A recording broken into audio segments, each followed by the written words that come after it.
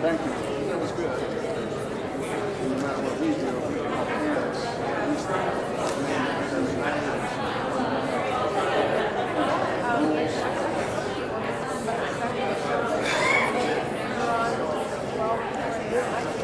talking about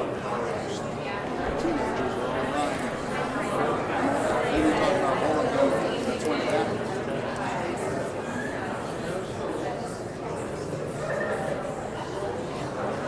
Good evening. Well, that was good. Good evening. Welcome and thanks for coming tonight. I'm Jeff Wendorf. I'm the superintendent here at North Canton City Schools, and appreciate you coming tonight to have a conversation and answer a couple questions for us about our facilities and our future facilities plan. I'm going to go through a little bit of a history about, excuse me, where we've been the last 3 years, and then you're going to help us determine what we'll move forward with, if at all, and also when. So that's the fundamental reason you're here tonight, is to say, should we move forward, and with what, and no design, no picks, but just whether or not we should move forward, and then also when. So we'll talk about all those. I think we'll be out of here in an hour. I don't think there'll be a lot of, it's not a long presentation, it's not a lot of facts and figures, it's more fundamentally of where we've been, and those couple things. Should we move forward, because we followed some previous input from community members, and so we're at a point where we need to ask. So that's the reason for being here tonight. I appreciate you being here. It's a beautiful fall. That's not really even fall night yet, but we appreciate you being here and appreciate your time. A couple folks are going to help tonight. Todd Henney is our Director of Operations. He may hop up and give you an index card and a pencil if you have questions. Todd Tolson is here. He's our Treasurer, he'll do the same. And also Mr. David Pilati is our Director of Instruction and Curriculum, Assistant Superintendent for all things academic. And a couple of microphones, they'll bring it to you if you have questions from the cards and so on, but we'll work it that way. So that's kind of the game plan, and again, this is a lecture. It's intended to be a forum to ask questions, and appreciate your time. So thank you in advance if you slide out. Thank you for being here, and we're going to share with you where we've been and ask you where we go from here. Okay? So we usually start things with our mission, vision, and values. Our vision is, what we aspire to be, is to be a trusted leading organization for learning. That's what we aspire to be. We certainly want to be trusted, and we want to be a leading organization for learning, whether that's in our district, in our classrooms, in the county, or in the state, or in the nation. In order to do that, we need to inspire students and impact our community. And if we inspire students every day, they're going to impact our community. And that's our purpose, that's our mission. We have 4 values that we think that if we use as behavior items along the way, then we'll be just fine. So respect, grit. We've heard a lot about grit, kind of a buzzword, but it really talks a lot about North Canton in general. It talks a lot about our kids, about our programs, about our staff. Relationships are important, and also integrity. We have what's called a values rubric that we use with our kids. We have a set of questions that go along with each one of those. And so if we keep these things clear, where we're going, how we're going to get there, and how we behave along the way, we think as a district and as kids and as staff, we'll be in good shape. So that's our vision, our mission, and our values. How did we get here tonight? So through some community meetings and some community input and some decisions by the Board of Education, and you remember in November of 2017, our public spoke very clearly that they weren't interested in a bond issue and an operating issue together funded by an income tax. That failed 2 to 1. It failed pretty strong. Okay? So a couple of things we learned from that. One, this community is not interested in an income tax. We probably won't ask for an income tax again to fund something here. But it also wasn't the time for both a bond issue and an operating levy. Just to help you a little bit, a bond issue and an operating levy are different. A levy is for operational. That's to run the district. Salaries, benefits, fuel, electricity, all the things that run the district. A bond issue is a mortgage, bricks and mortar, okay, or something that will last more than 5 years, sometimes. Okay, so that's some other things. But a bond issue is a mortgage, an operating levy is to run the district. Two separate funding avenues, and both are run on property taxes currently. After we failed in November of 2017, we pulled together a group of folks that we called the Community Finance Advisory Group. They were groups who, folks who have financial experience, either through business or past experiences in our community, were influential. And some of them we asked to get some input because they opposed our previous levy, quite truthfully. And we know they're friends of the district. And we wanted to learn from them. And we met with them a couple times in late November, December of 2017. And we opened our books. Todd did a great job of pulling together all of our financial books and so on. And asked them, where do we go from here? We knew that we had to need more operating money. We knew that we needed to address our facilities at some point. So we asked them to look at our books, look at our numbers, look at our facilities, and help us understand what the next steps might be. Those steps from that committee were address your operating levy first, and if when you do so, don't ask for more than 7 mills. More than 7 mills never passed in our district. And address your facilities later. So we did that. So we followed the advice, talked to the board agreed. In May of 2018, we passed a 6.9 mil operating levy. That sets us up to be solvent financially through 2023 or better. We've been very, very good stewards of the money in past levies. We make it last more than the initial prediction.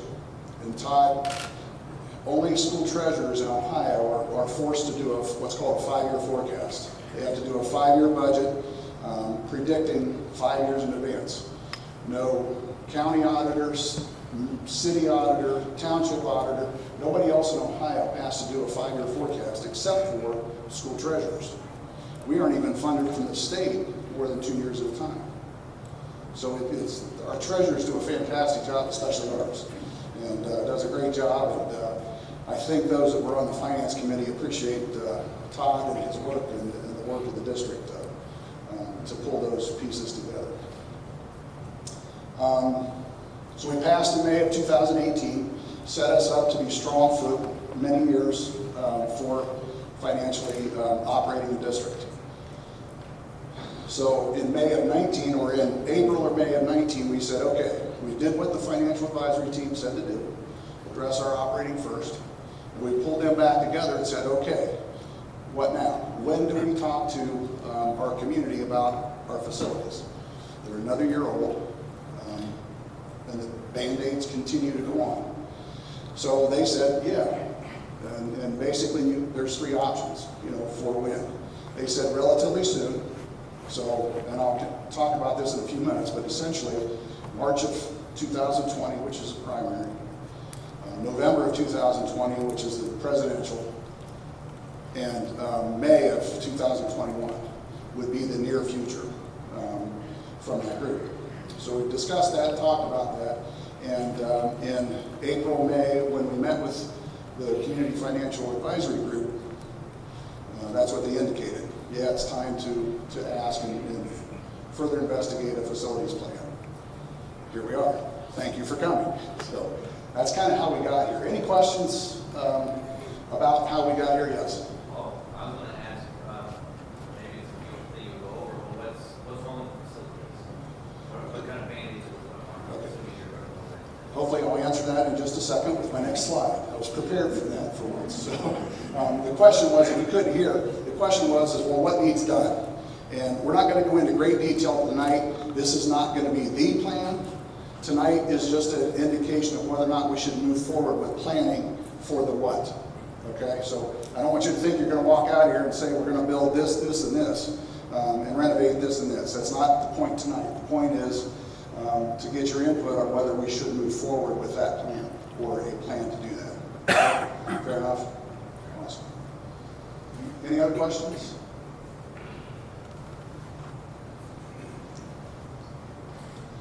So, facility planning.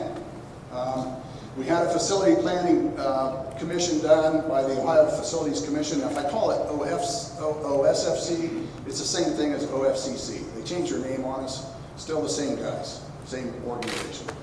It's the Ohio Facilities Construction Commission. And they basically regulate state-funded building programs for schools, universities, and other state projects, okay? Originally, way back in the mid-90s, it was funded from the tobacco settlement, but that money's long gone, and now it's funded by a straight budget line item from the state budget.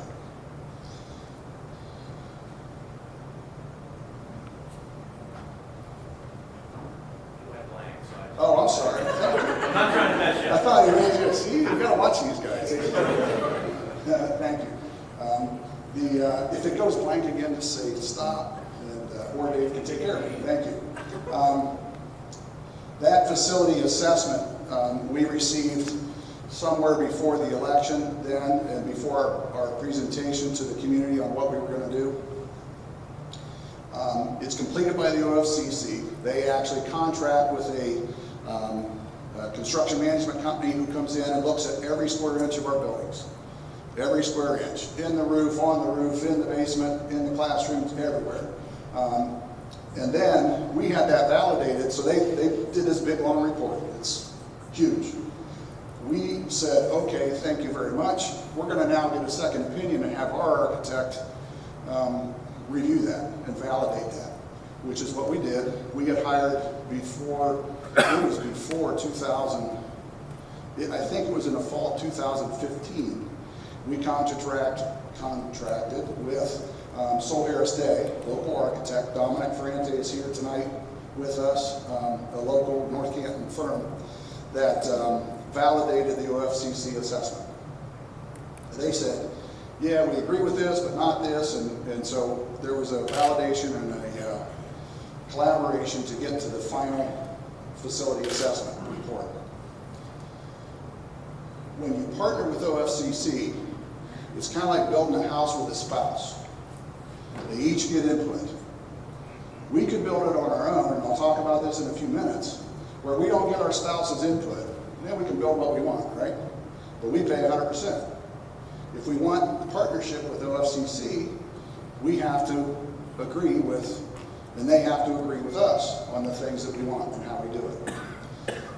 Back prior to 2005-ish, there was a design manual, and you know that when schools built with OFCC early, there was what was called a design manual. You can still see it. It's still there on the website at OFCC. It's like volumes, 3 or 4 volumes this thick. Very, very detailed. It used to be that you had to use X number of square foot per student for hallways.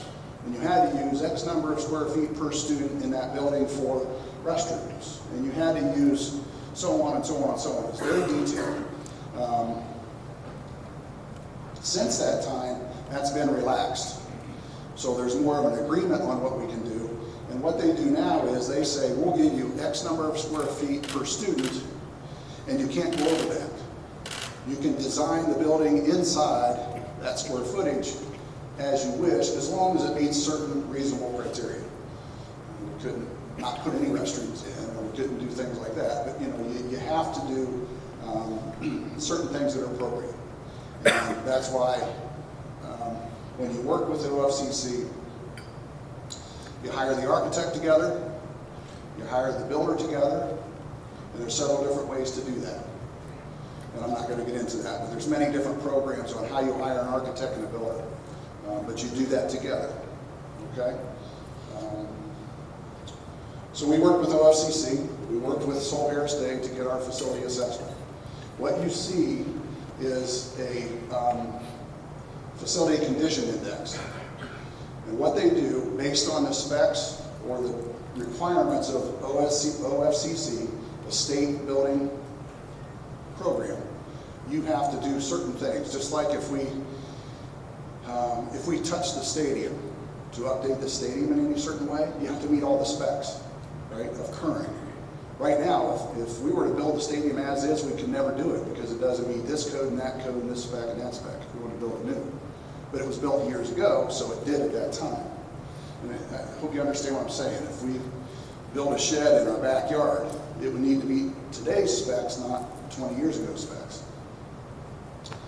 So the report, the facility assessment, indicates how much it will cost. Not only what we have to do to each building to bring it up to code or to bring it to spec or to renovate it to like new, excuse me, which is the requirement at their specs and our agreed upon specs. There's a cost to that. They used today's construction standards. They used all the things that in construction cost to estimate what it would cost. In 2017, you see the square footage for each building, and I don't expect to be able to read this, it's kind of small. The second column is the facility condition index, which I'll explain in a minute. The second, or the fourth, and the fifth and the sixth column is what it costs to replace it or build new, and what it costs to renovate it, to like new. And that red column you see is called the facility condition index. That's the percentage that it costs to renovate as compared to build new. It's a return on investment. And their fundamental cut score basically is that if it costs more than 66% to renovate than to build new, you really probably ought to build new. Okay? They want it to be a 40-year building, not a 10-year building, a 40-year building. If you're going to renovate it and use their money, part of their money, it's got to be to a certain standard. Does that make sense? Okay? It's not ours, it's theirs. It's not a 66.1 or 65. It's general area. It's a relative number. Okay? So it's not an exact science. But they say we could choose not to renovate something or to renovate something if it's 60 or 70. Either way. Okay? So it's just a guideline. So in all of our buildings, except for the high school is sitting about a 31%. Now, it's our biggest building, 333,000 square feet. It's a big building. It's a big building. But we think, and OFCC thinks, that it's going to cost us a lot less to renovate, 31% to renovate as opposed to rebuild. So, of course, the recommendation is to renovate. And again, renovations with the OFCC guidelines and our guidelines, we want it to be a 40-year investment. We don't want to renovate something that we know is only going to last 10 or 20 or 30 years. That's the guideline. But if you look, the rest of our buildings are far higher than 66%. And this was in 2017. We've done some renovations since this time to our high school and middle school because we know that those are better investments. The recovery on the most recent things that we've worked on in the district are lighting and HVAC. All the glamour stuff that you can't see, right? But it's our return on investment on that $2.5 million investment is about 3 years on the lighting and more like 10 on the HVAC stuff. Okay, so you can't do that program if you don't have a pretty quick return on investment. Any questions about the facility condition index? Done for us by OFCC, validated by our architects. And that's the purpose of tonight. Knowing that this is 2 years old, knowing that all of our buildings are 2 more years older than this, that was me, not Dave, doing that. We know that we need to do something. Okay? Quick question. Yes? So what you're saying, take away the Hoover High School, you're talking roughly 77,000 to replace, I mean 77 million to replace everything but Hoover versus about 63,000 to renovate. Take out All I did, 23. I took, I subtracted Hoover from the 157,000. Yes. You're talking about a difference of 75 million to replace and a difference of 23 million to renovate. Yeah. Correct. Okay. Yeah. Yeah. So if it's your house and you need to make a decision, Are you going to spend more than 75% on most of these, or more than 66% to renovate it, as opposed to a cost to rebuild? Okay. So, in November of 2017, we asked a question funded by income tax, which we got the message, not bring it up again. You won't hear me say it again. Okay? We were going to renovate the high school, we were going to build a new middle school, and we were going to have a new PK5 north and south. So these four buildings we were going to do. We were going to replace high school, Claremont, Orchard Hill, Greentown, middle school, the ECC, and Northwood, 7 buildings down to 4. That's what we were going to do. Okay? Didn't pass. I believe mostly because of the funding mechanism, but it was a big bite. It was a big ask. Absolutely, it was a big ask. That's what we asked for in November of 2017. One of our questions for you tonight, which we'll get to in a minute, we'll collect every one of your feedback, is should we move forward with a building program? And the question is, and I'll ask it in a few minutes and you'll get a chance to think about it, should we move forward with addressing our elementaries now and our middle school, high school later? Should we move forward with addressing our middle school and high school now and our elementaries later? And what is later? I don't know. It's got to be your choice, right? Should we go forward with addressing them all now? Or should we not address any of our building needs now and wait another 3 or 4 years? Those are our options, and you'll get your input on that in a few minutes. And there's no wrong answers. We want your input. We have talked about recently a little different approach than the north and the south PK5. We're not going to discuss it tonight. We'll get facility and community input later. But another option might be is to do a central K2, or we say PK2, preschool through 2nd grade building somewhere more central, and a 3-5 building central. That brings everybody comes down, I'll say down, comes to basically town central for Northwood, and everybody comes for Northwood and Claremont for our current PK2, goes to Orchard Hill and Greentown for a 3-5, back for middle school and high school. So the question is, do we do a north and a south PK5 or a central PK2 and a central 3-5? We're not deciding that tonight. That's a K5 program, okay? There'll be lots of input, lots of discussion about that at some point in the future, if we're given the directive to move forward. Mr. Windor. Yes, sir. What do you foresee needs to be done to the high school? I can show you the high school facility assessment, tons of stuff. HVAC, flooring, lots of, well, $23 million worth of work. You wouldn't think so to look at it, though, Well, but yeah, it's heating and we air have a conditioning, you don't vintage, see it. the old part of the high school, we have a vintage 1970, 1950, 1976 building, vintage. Beautiful. Plumbing, heating, air, all Oh, that. yes. Mostly the stuff you can't see. Yeah. Okay. That's yeah, you're right. Yeah. Have any studies about the conservation? Yes. So let me go back to that. That's a great question. Her question is there been studies on population? Part of the OFCC assessment and facility assessment is what's called a enrollment study. That's done by another company that the state contracts with, and in fact, that's online, I think, from our last bond issue. It's 40 or 50 pages thick.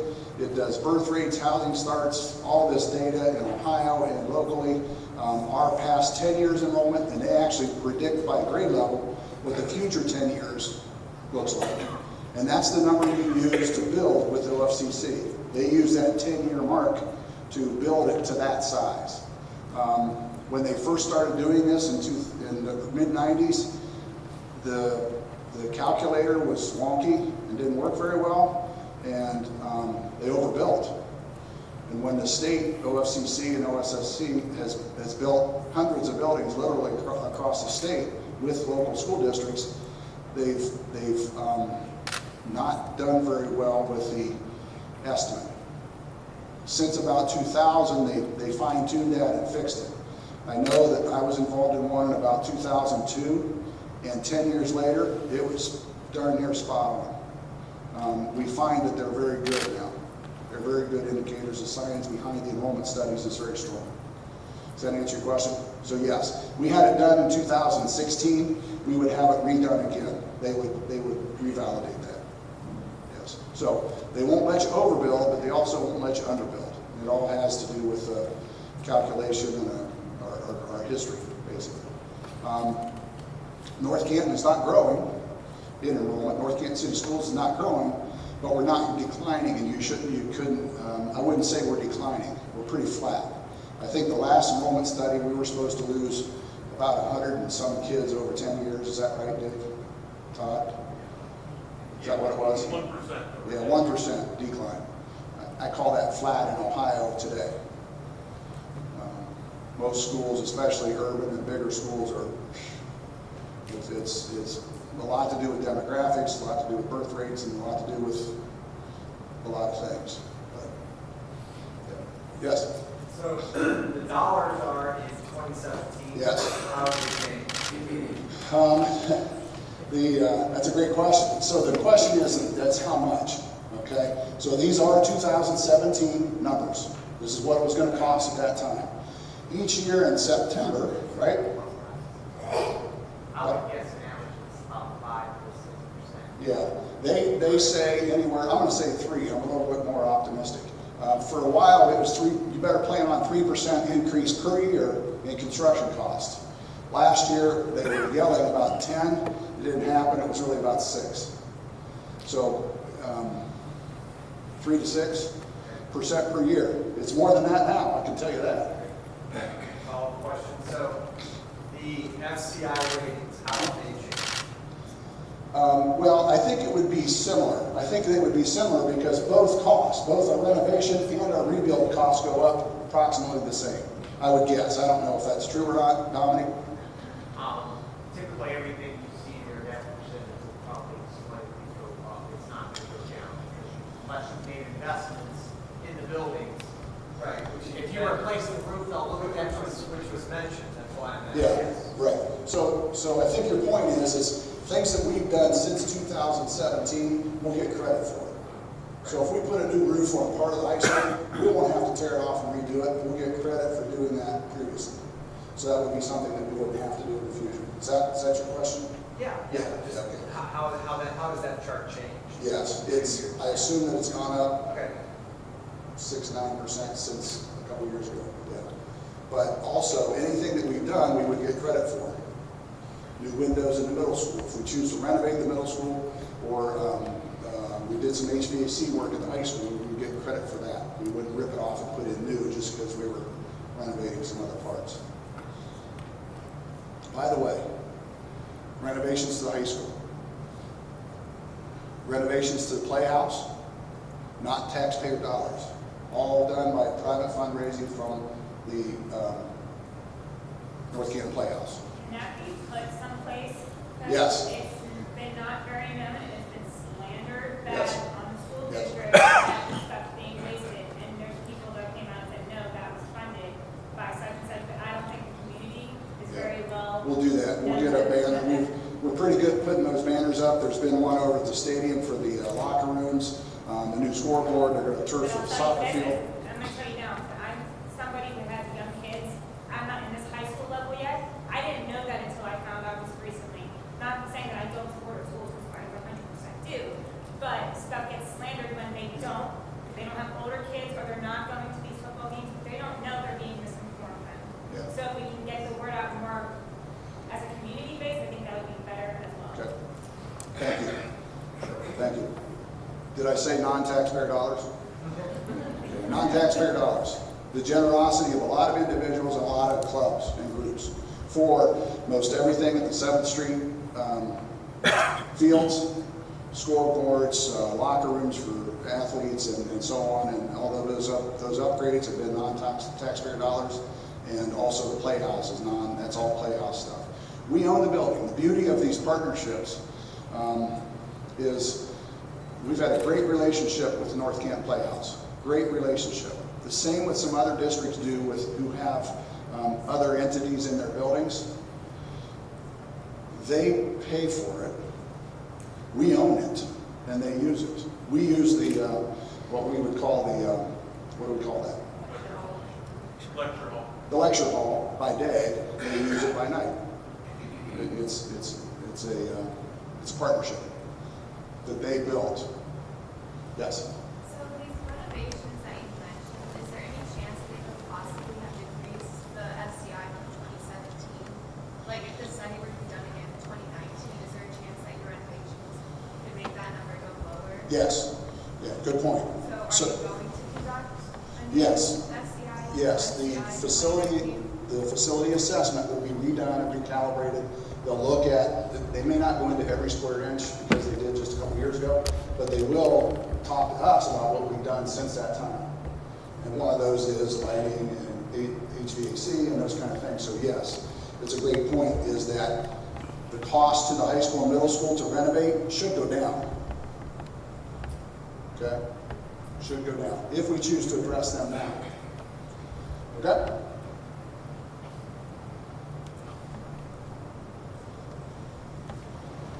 So, several choices.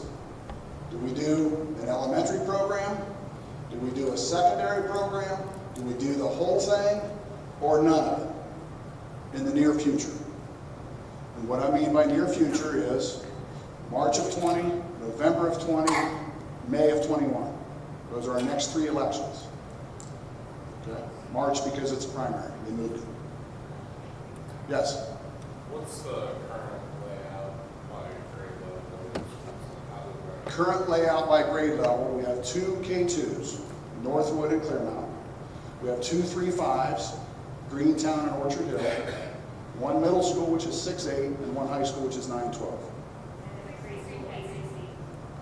And the ECC, yes, preschool. Yes, our preschool is separate right now. It's at the Mary Evans building. So just preschool? Yes, just preschool. Thank you.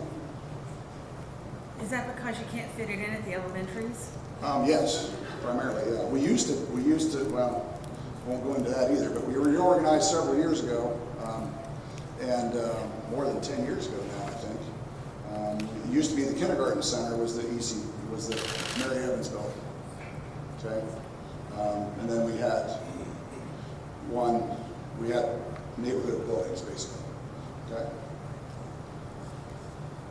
So here's what, in 2017 dollars, again, these are approximate. Please understand, these are approximate, okay? Based on those numbers that we had previously, I'll run through this. To build 2 K5s or a PK2 and a 2.5, basically 2 buildings for elementaries, whichever we decide on later, we're not doing that tonight. The cost is about the same. If we do it ourselves without the partner, it costs $58 million and about 4.1 mils. Okay? A mill, help me out here, Todd. A mill for a $100,000 house, 3 mills is about $100 a year, correct? So 3 mills is $100 a year per $100,000 of your home. So if I live in a $100,000 home, appraised value, not taxable value, appraised value, I pay $125 a year at about 4.1, approximately. Approximately, yes. Is that a 30-year bond? It would be, I think 28 is what we do. Our current one is 20. Our current bond is ending here at the end of December. Was a 28-year. The projection that we had done in 2017, because it was a full district-wide, was actually a 34-year mortgage. This will be somewhere between those, plus or minus a couple off of 30. It's just like your home. Do I do a 15 or a 30? It depends on the rate, and a lot of it depends on our rates when we pass, if we pass, and if we go, and if we ask, and all that. So And also, I think we were figuring about 3.5% the last time. Also back to the mill question, every 1 mil on a $100,000 home is $35. So that's just the easiest calculation to find, is for every mil on a $100,000 home, it's $35. So a 3 mil levy on a $100,000 home is $105. Okay? If we partner with OFCC, they'll pay $20 million, 35 approximately, and we'll pay $37.6 million. That's a 37% discount that the state's going to pay, okay, through the state funding program. Now, to do that, we've got to partner with them and agree with them, and they've got to agree with us on lots of stuff, okay? All right? So, to do the elementary program, if we did this now or at one of those next 3 elections, and we partner with OFCC, we'd be looking at about 2.7 mils. You see down here? Todd just mentioned it. 2 mils retires this December. It's coming off your tax due. Do taxes ever go away? They do if it's a bond issue. It's a mortgage. It's paid off. It's gone. Magic. Doesn't happen often, but it's happening in December. So 2 mils goes away this December. We can address our elementary program for 2.7 mils at some point in the near future. Approximately. Could be 1.7, could be 3.2. Okay?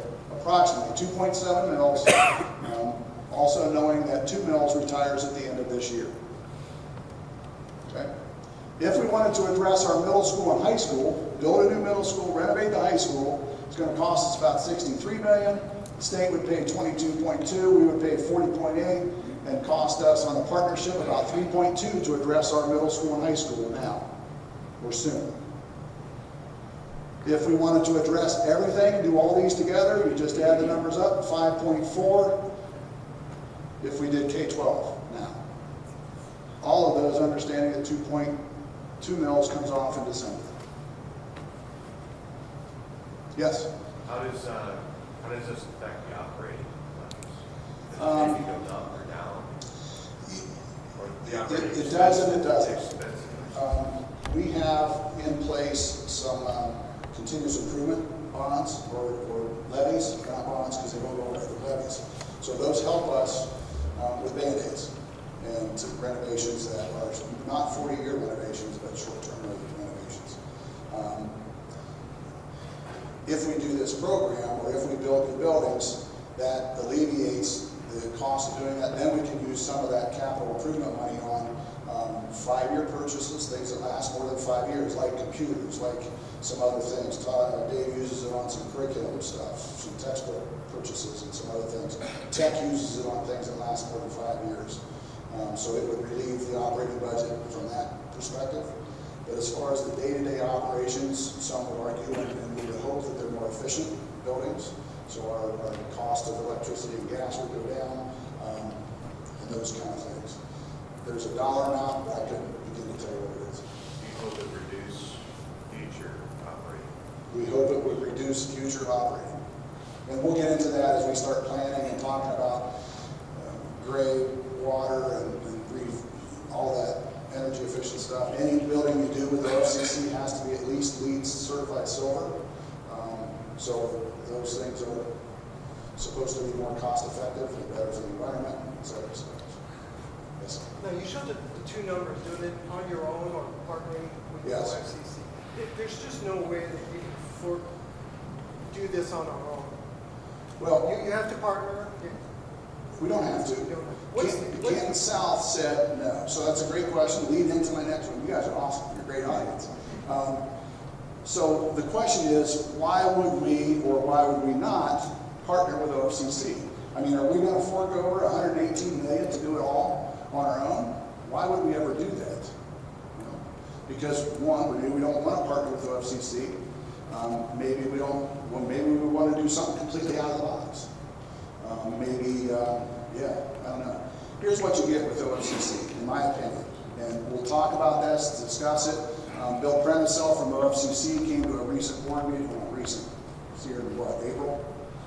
Is that when Bill was here? April, and talked about OFCC and how it works and how the cycle works and the funding cycle works. If we wanted to move ahead of them and not wait, if, you know, we could do that. Canton South did not partner with OFCC.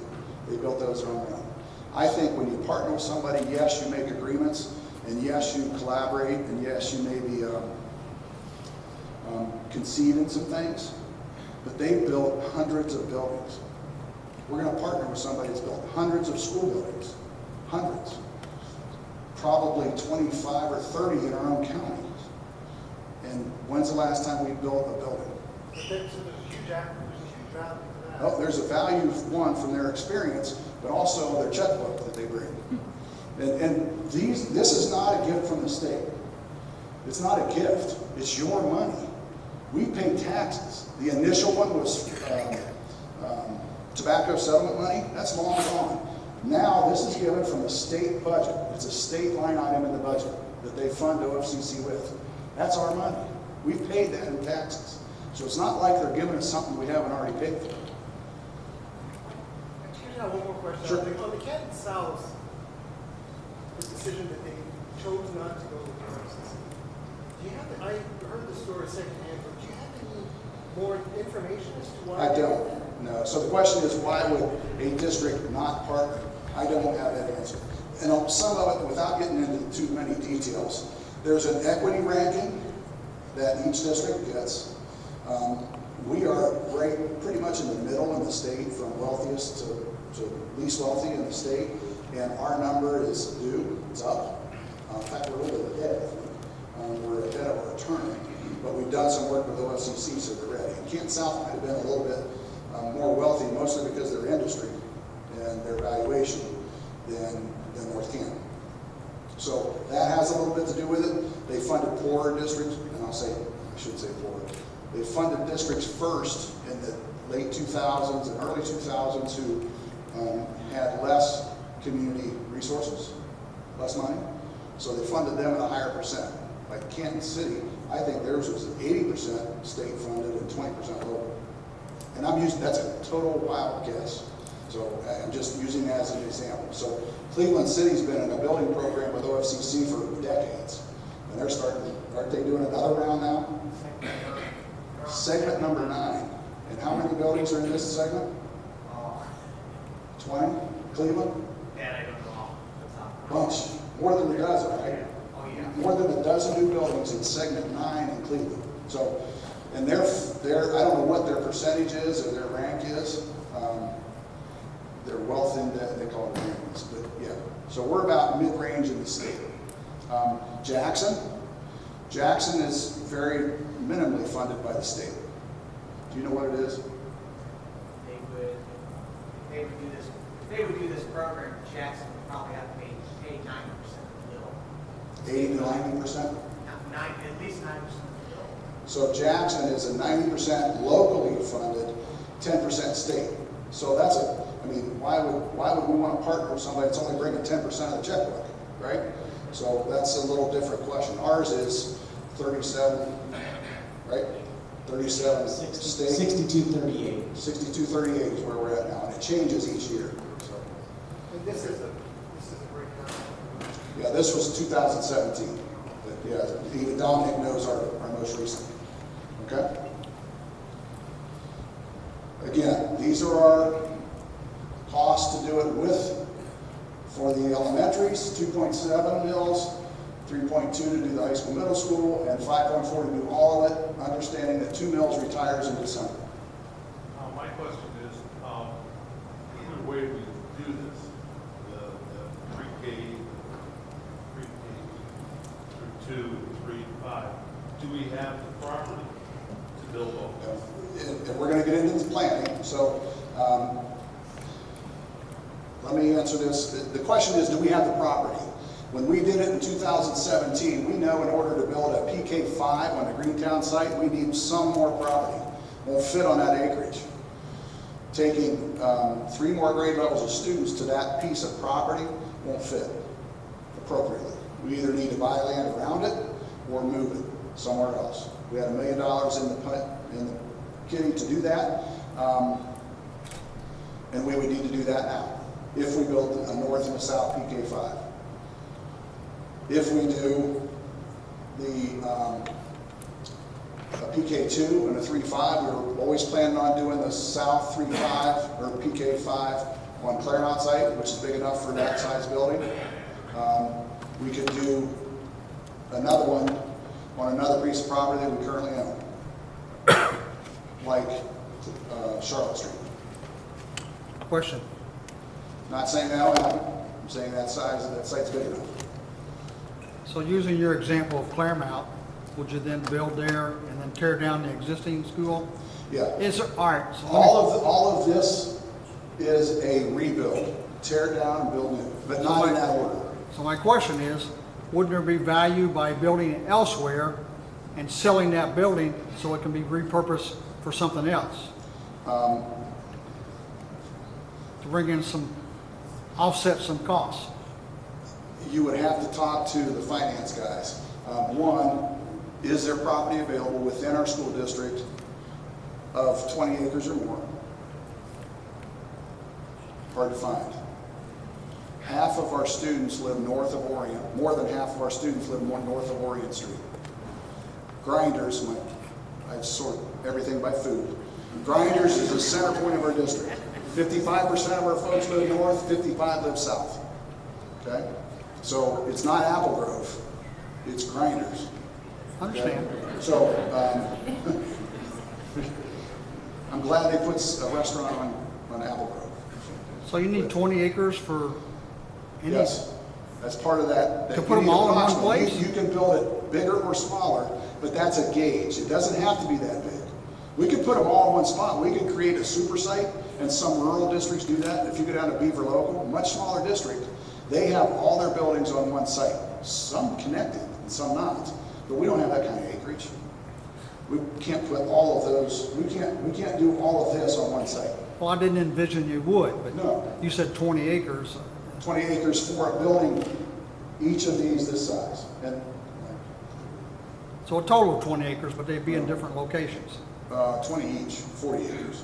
So it's we'll say 15 to 25 acres. Okay. Yes. I'm sorry, on your previous screen, did you say you're looking at renovating the middle school or replacing? Yeah. No, replace the middle school because it was at an index that was higher than cost. And you know,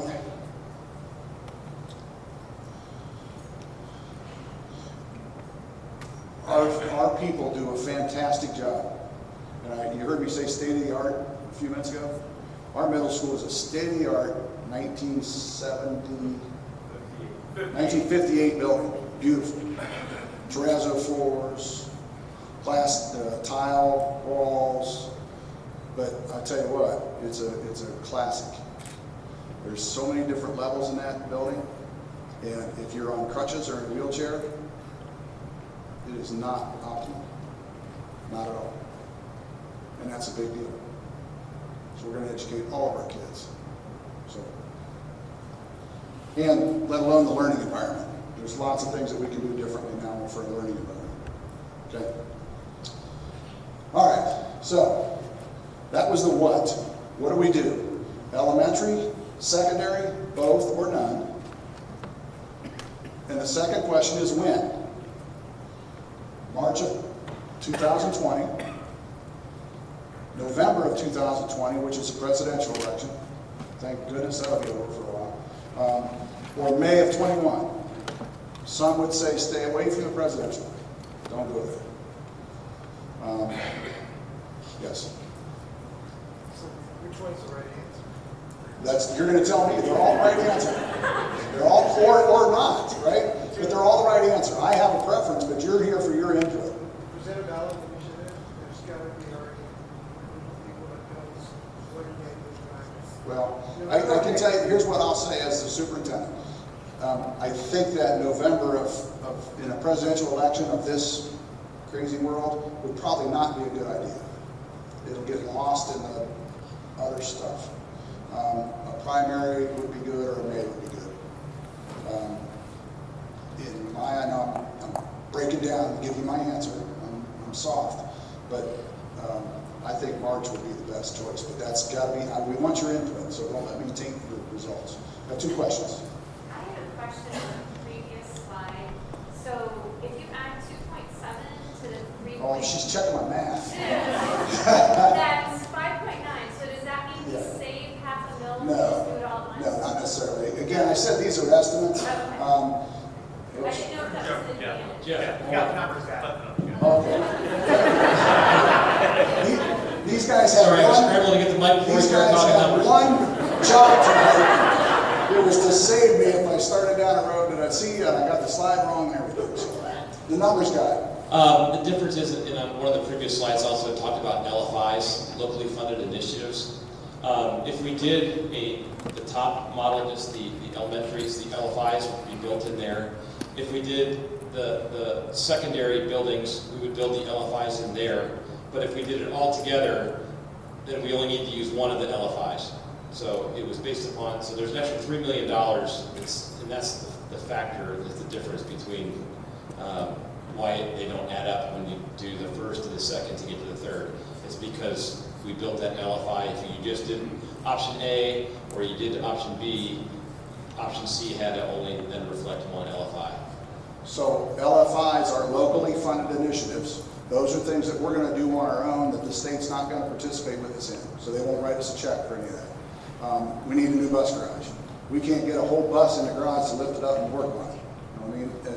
And the condition out there is terrible for our mechanics and our bus drivers. We need to fix that. If we touch the stadium and start to work on it, we have to bring it up to code, and that's a big dollar. And we need to do that for handicap accessibility.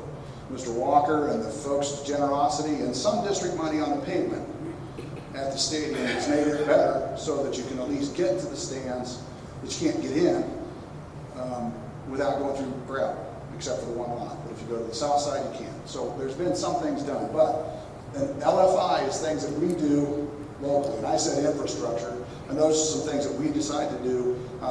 The state likely would not give us full credit or full numbers for this room. Right, Dominic? If we wanted to redo this room, the state wouldn't do it because in their design manual, this is one of the things that you give and take on. They do cafeterias. So it's a cafeteria and a auditorium in one.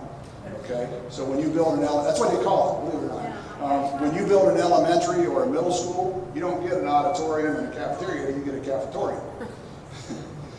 As a former full-time music teacher, the acoustics in those are horrible.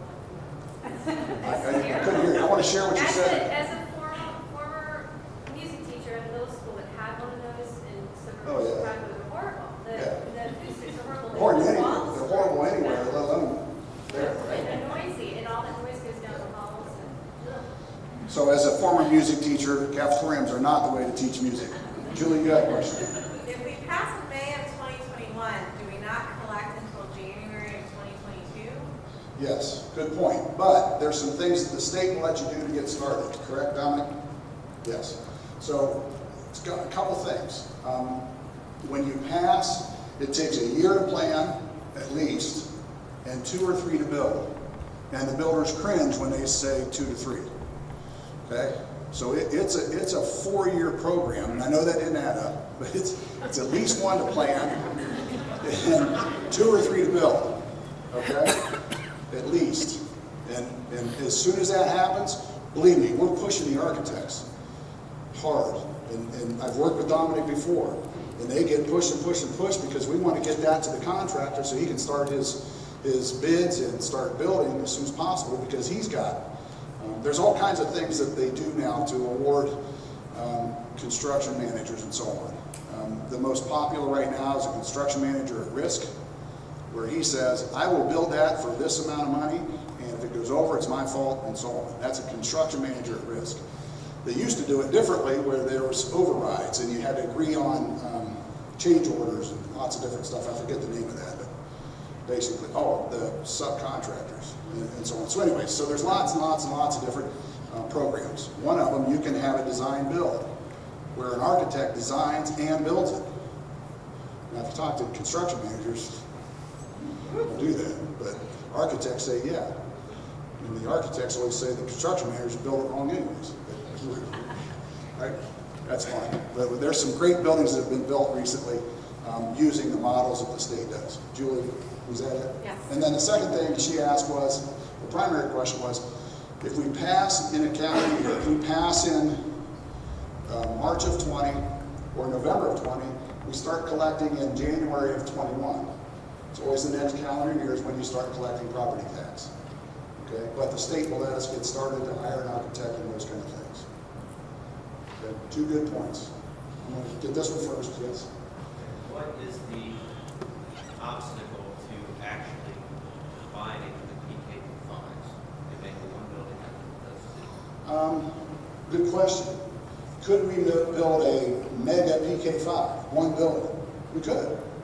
We could do that. That's a lot of kids on one site. Okay, that's a lot of kids on one site. Okay, so that's 6 grade levels on one site. It takes more square acreage, it takes access, and so on. But we could do that. Could do that if we can find property centrally located and so on. So yes, that could be. That's why we're not deciding these things tonight. And another question would be, how much artistic license do the architects have? How much are we spending on extras that are not necessary for the students to learn? Okay, so the question is, how much artistic wiggle room are architects allowed to do the fuzzy stuff?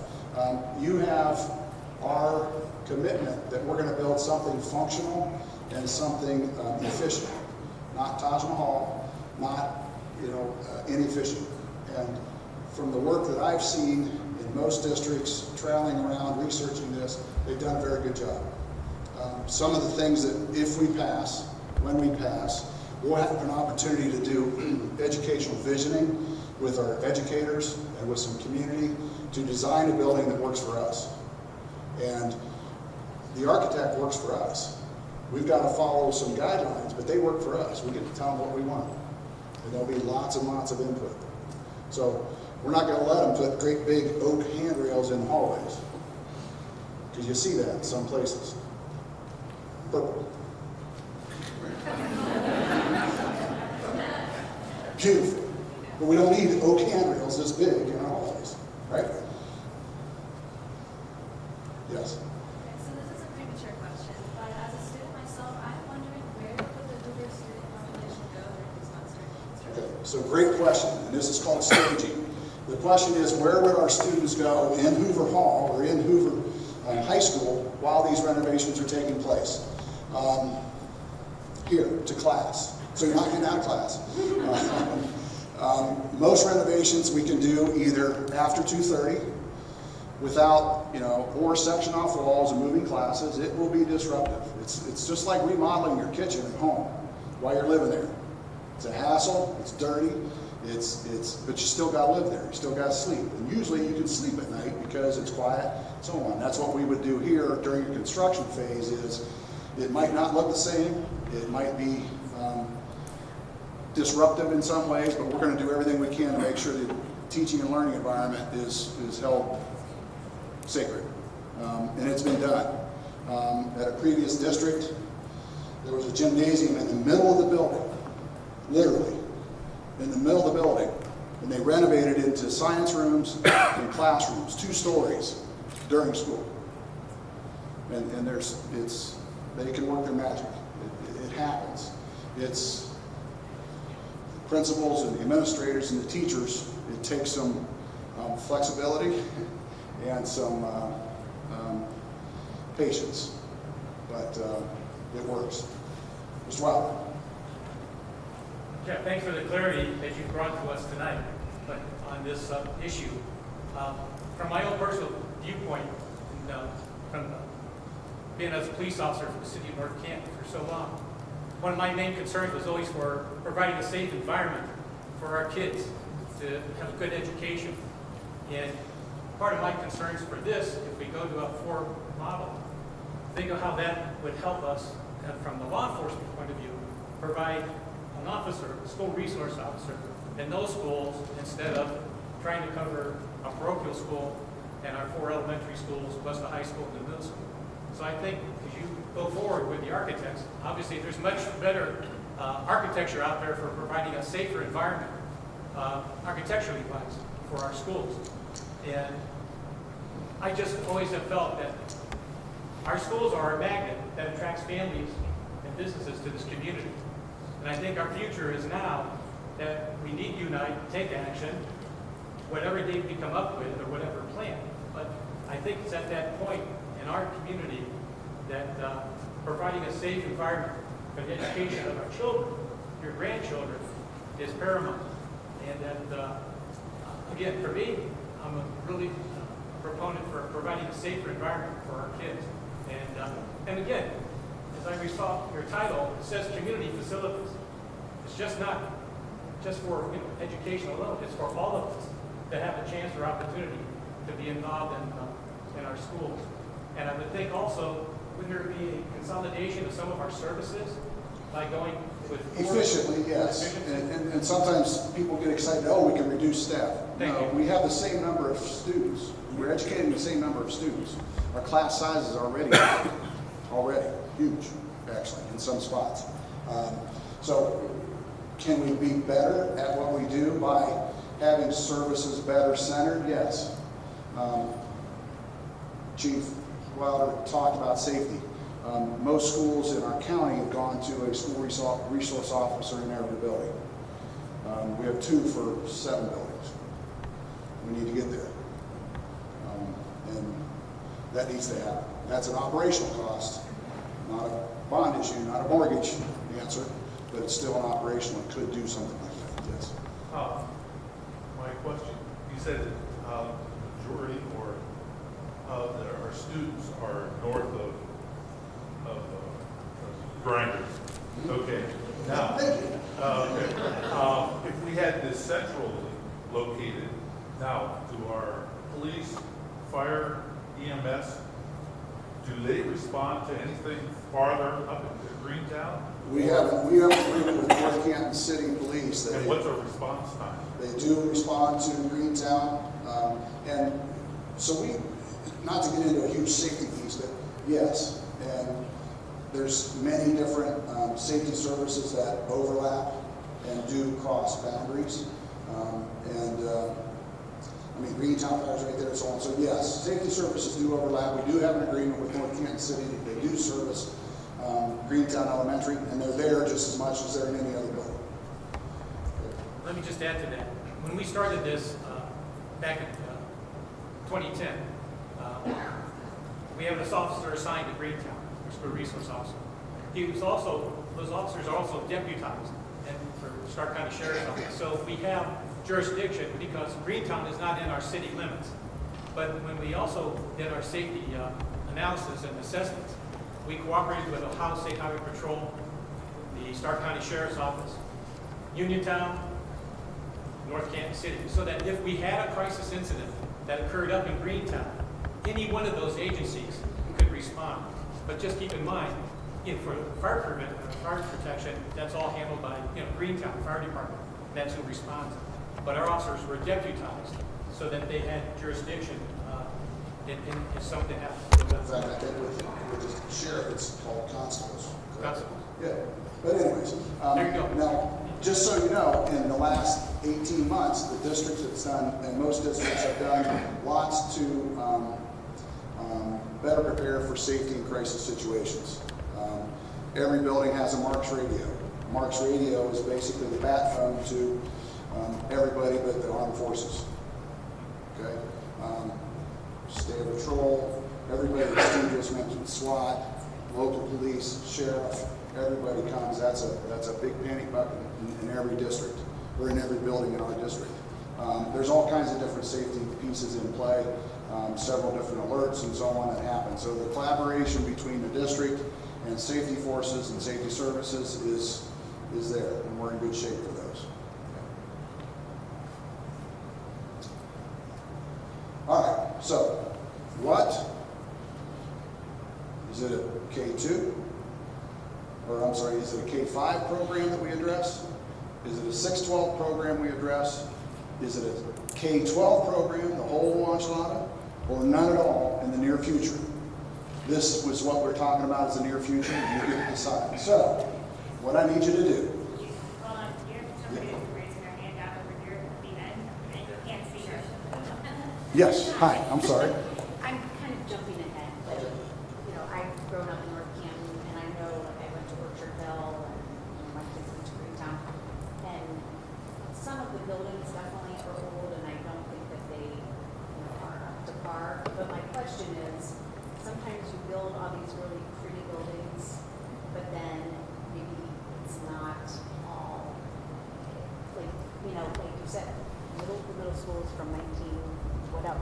It's been around, it still looks pretty darn good for how old it is. But some of these, like my mother-in-law worked at Canton City schools when they remodeled, they didn't even put insulation in the roofs, and the kids had to wear coats to school.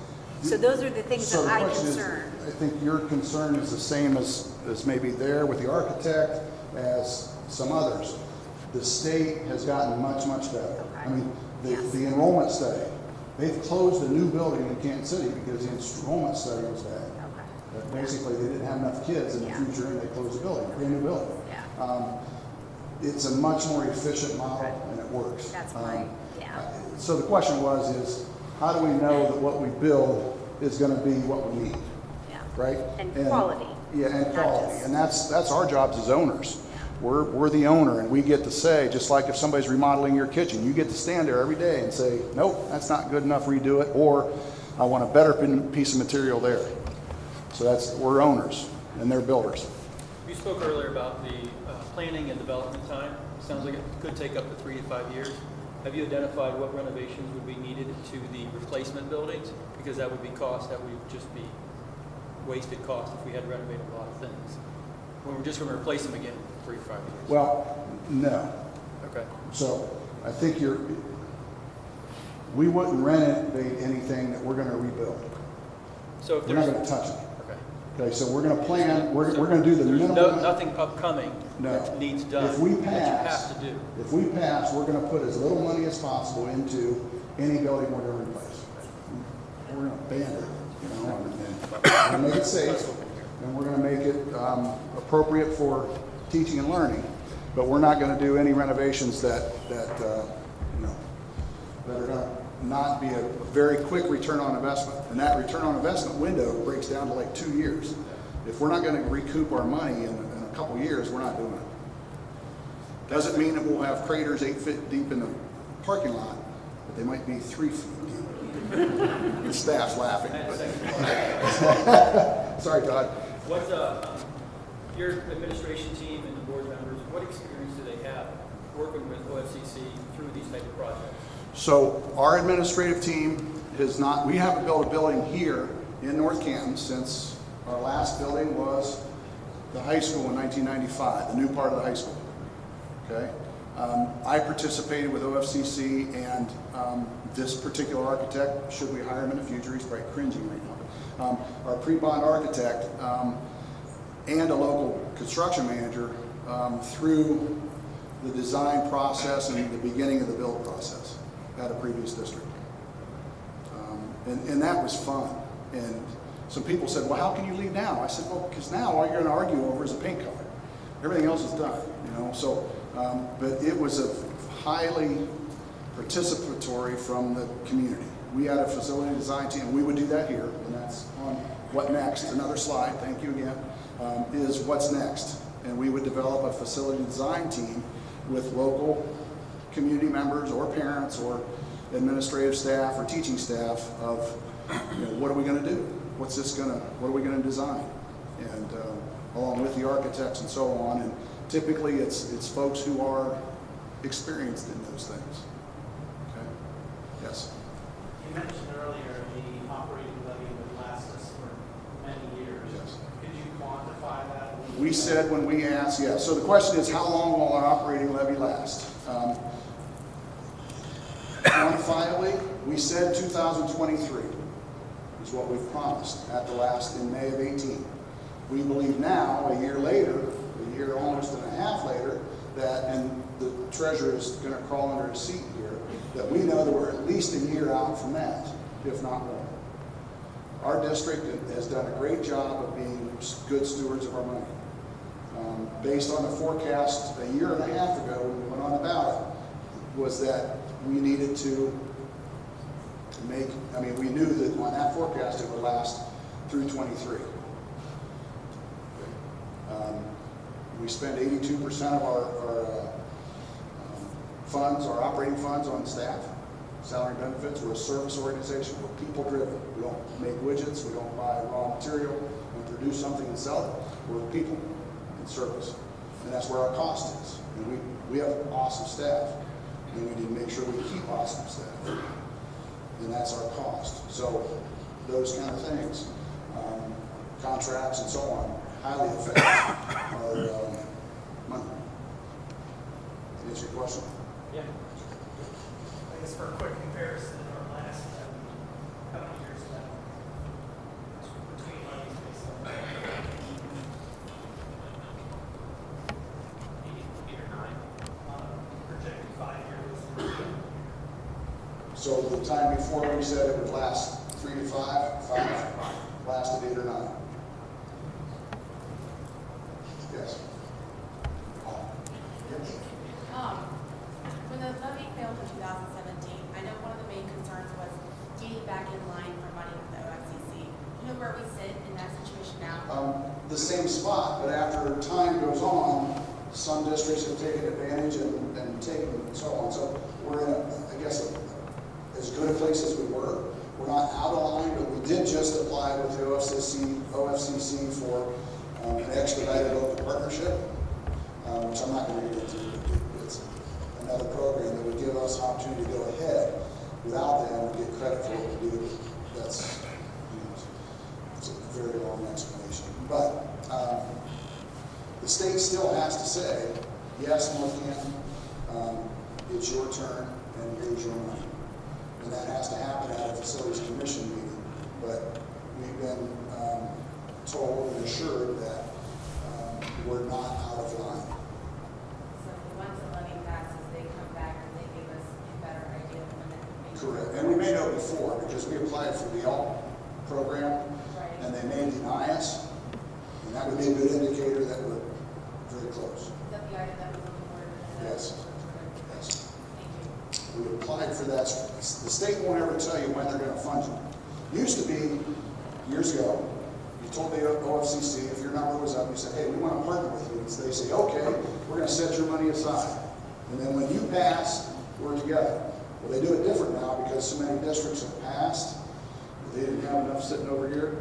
So to do all in 1 year, they have money. It's not like they're going to run out. It's just their budget for that year.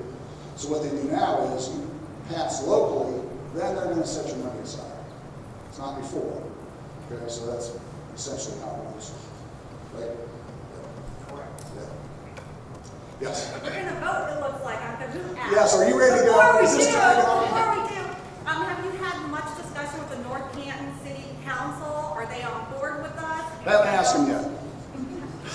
I mean, because I know Yeah. there's some trepidation last, they came out. You know, Well, here's what, we haven't asked City Council for their permission. Okay, and we're not going to. Okay, we're a school district. Our constituents, the people we serve, are taxpayers and our students. From Everhard, essentially, clear up to Heckman, way up there. We're a very tall and narrow district. The city of North Canton, proper, the city of North Canton only serves less than half of our customers. Okay, so our customers are a bigger footprint than North Canton City. We're a partner. We will work with North Canton City. Now the difference this time is we're not going to ask for an income tax. Okay, we're not going to ask for an income tax. Fair enough. Most municipalities are funded through income tax. Most school districts primarily are funded through property tax. The last time we asked, in 2017, we asked for income tax, trying to diversify our revenues. They didn't agree. Said to stay in our lane. Okay, so that's not the reason we're not asking for an income tax.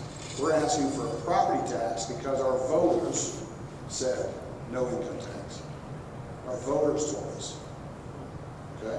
Our voters. Okay? We want to have a fantastic relationship. We're in this together. We have to be. It's a great community because of the schools. It's a great community because it's North Canton. But our North Canton is North Canton City Schools. And it goes all the way up past Green Tree, past the Uniontown Post Office, down over the hill to the left to Heckman, and all the way down to Everhard and east and west a little bit. Okay? So, I can't talk right now. Excuse me. Sorry, I thought I turned it off.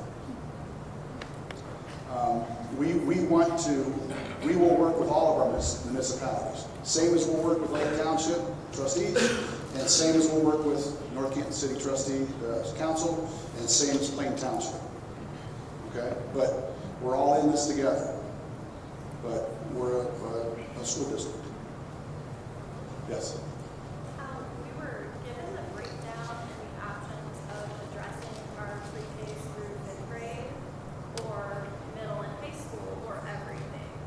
But after seeing all the slides, it appears that of all the buildings, the high school is in the best condition.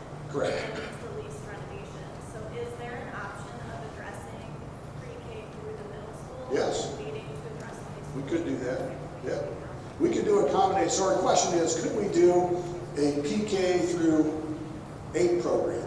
We could. We'd have to rework the numbers and see what that would cost and so on. Okay, so there's some other factors. We didn't give that as an option because typically you do a 6-12 program together because quite truthfully, we have a lot of 8th graders taking high school classes. So the curriculum, it's a little, that would be a little tougher. Not saying we can't. Which I understand that, but it seems like the difference between the quality of buildings is drastic in this case. Agreed. And when you hear Good from the point. older community, a lot of people are sketchy because the high school was just done, the extension was done in the 90s, and they want to shoot everything down because they feel like the high school is being prioritized, and it's not the case. If you have kids in the school district, you know it's the other schools that are falling apart and need attention. But the community thinks that you're high school, and it goes one in here and out the other, and they don't want to. That's why you're here and why I'm going to ask you to vote on Kahoot.it. Okay? If you go to your phones and go to the web browser, Kahoot.it, not Kahoot.com, Kahoot.it. And I'll be with you in a minute. You're going to get a thing that asks you for a game pin, and I'll give that to you. It generates a new one every time. Question?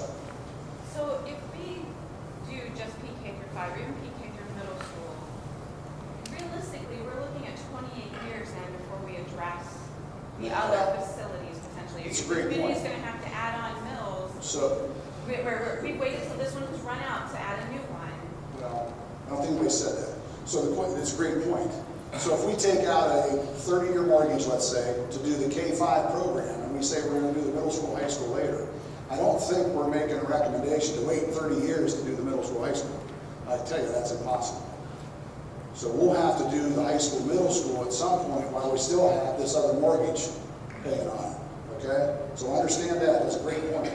Understand that. And our students would be in these state-of-the-art elementary buildings, moving up to aging, very aging in the middle school's case, buildings. So that affects them, it affects their education if we wait on the later grade. So did we say we had an option for K-12? PK-12? Yes. You mentioned that there's a requirement for LEED silver Yes. for the buildings. Does that include the high school if it's renovated? Does or that is that include related to renovations? maintenance? That includes renovations. Okay. And that could be That's why the important. cost is so high to renovate, because when you renovate the building, you have to renovate the LEED silver certified, which can be expensive. Good point. An architect? You guys want to give us some feedback? Yep. All right, so, I got to do a little, does anybody need help? I'll have my tech wizards help. Does everybody have Kahoot.it on your phones? Good to go? Any problems we can help you with? No? By the way, we do allow phones in buildings. Kelly wrote a very nice article about that, where we're at. So, Here's what I need you to do. Where it says game pin, you're going to type in 384324. 384324. And then it'll ask you for your name. You don't have to put your name. You can put your initials. You can put Joe, Bob, or Steve. Doesn't matter. We're not collecting names. Or Joe. Doesn't matter.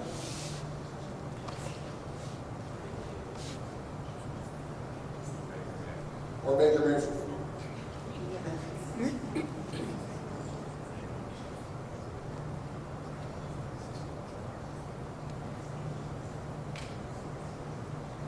And the only way you're going to get 2 inputs is if you have 2 phones. So don't even try it. Our teachers use this a lot for our kids. Okay, student input. It's not through phones most times, through their Chromebooks. Everybody good to go? Are you there? Looks like we've slowed down to about 78 players. All the answers are right. I had to go in and say that all answers are right. Okay? So there's not one right answer. All right? We good to go?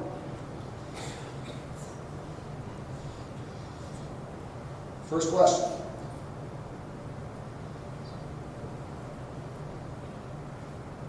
Which building program should we address in the near future? Here's your choices. 2 new elementary buildings, either a K2 and a 3-5 or 2 K5s. The blue option is new middle school and renovate Hoover High School. New elementary and middle school, high school buildings, so that's the K-12 program is the yellow, or none at this time, meaning in the next year and a half, is in the green. Elementary program is red, secondary is blue, all of it is yellow, and none of it is green.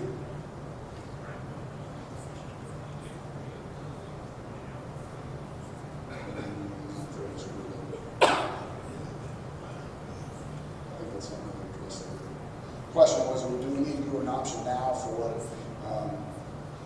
the PK8 program? We're going to need to come back for more input before we change programs. These are just the general ones, okay?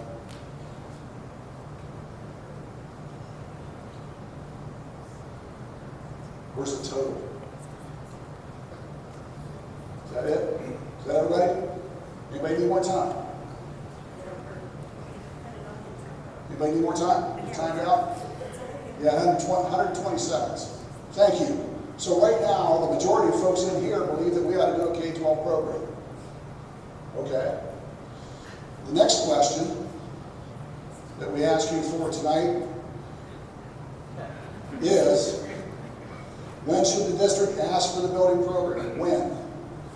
Your questions are March of 2020, November of 2020, or May of 21. Red is March, blue is November, May is yellow.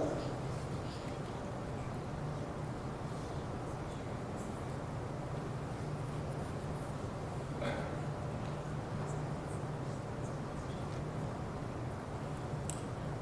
90 more seconds. Yes? If it did not pass in March, could we not put it back on? We could put it back on. So if we don't pass in March, we could put it back on in November. There's some timelines that the board has to meet, 100 days in advance, and et cetera, but yes, we would have time. We would have to act probably in July to get it on November. But yeah, so technically yes. So we've got about another minute, unless everybody's done. Is everybody done? Anybody need more time? 83 answers, that's about everybody, right? 84. Anybody else? Need more time? At 84? Do I push skip? Okay. So it looks like by tonight's input, now again, the board has to have a recommendation. We've got to do a lot of work, and like tomorrow. There's a lot of work to be done. And the board needs to do some actions and discuss this. It's a board decision. They're elected by you. And we'll get to work. But based on our 2 questions from you tonight, it looks like a K-12 program, and knowing that we need to come back and ask further questions, does a K-12 program really mean a K-8, or does it mean a K-12? So we'll come back and ask that. I see yeses and nos and elbows. Wrong answer. But, you know, so we'll do that very quickly, okay? Thank you very much. Really appreciate it. We're not going to design the building tonight. We're just asking you for input on how to move tomorrow, what to move with. I think we have some directive from you about what you're thinking, and we very much appreciate your commitment to our district and to our community and to our kids. And that's who we're here to serve, is our kids and our future. So, thank you very much. Appreciate you. Have a great night.